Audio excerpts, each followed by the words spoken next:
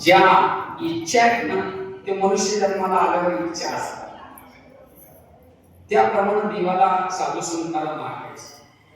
म्हणून तो बोलायचं म्हणते देवाला मागताना म्हणते, कारण 2 दिवसाचा तुमचा सोहळा आहे.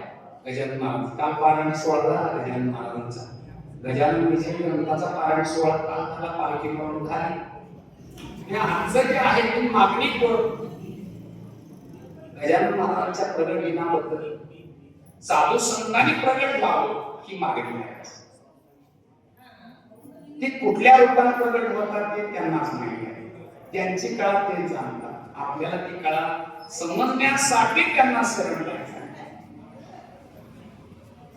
आणि साधू संत प्रगट होतात, आपला भाव सुद्धा प्रगट व्हावा. गजानन बाबांच्या चरित्रामध्ये दांभिकपणा वगैरे करणारी बरीच लोक होते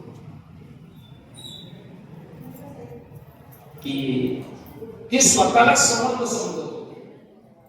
थोडक्यात हरी पाटील नावाचे पैलवान आहे शेगावमध्ये, ते स्वतःला मल्ल समजत होते. बऱ्याच मल्लांना मिळवले असं त्यांना वाटत. ते दंड टाकायचे, गुड अंगात जरा ताकद असली की गुरगुर करायचं, तसं ते गुरगुर करायचं. हरी पाटील गजानन महाराजांना गजानन महाराजांची निंदा करायची. पहिली गोष्ट साधू संतांची निंदा करूच नाही बरं का, पण करायची. कारण आपण पण साधू संतांची निंदा करणारे आहे, देवाची निंदा करणारे आहे. देवाला स्वतःची निंदा केली तर चालतं, ते देव म्हणतो ठीक आहे चांगली गोष्ट आहे, तू निंदा केली तरी. पण साधू संतांची निंदा केली की देवाला ते सहन होत. आणि साधू संत आपला अभिमान केलेला सुद्धा देवाला आवडत. ते हरी पाटील गजानन महाराजांना कुस्तीत बोलायचे, गण्या म्हणायचं,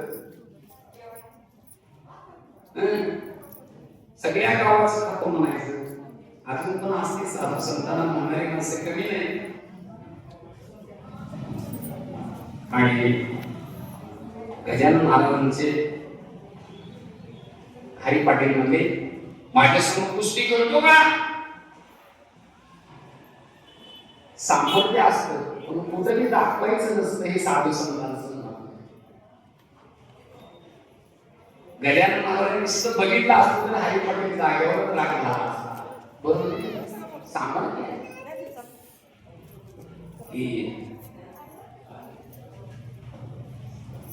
असणारा हरी पाटील असं म्हणू लागले. गजानन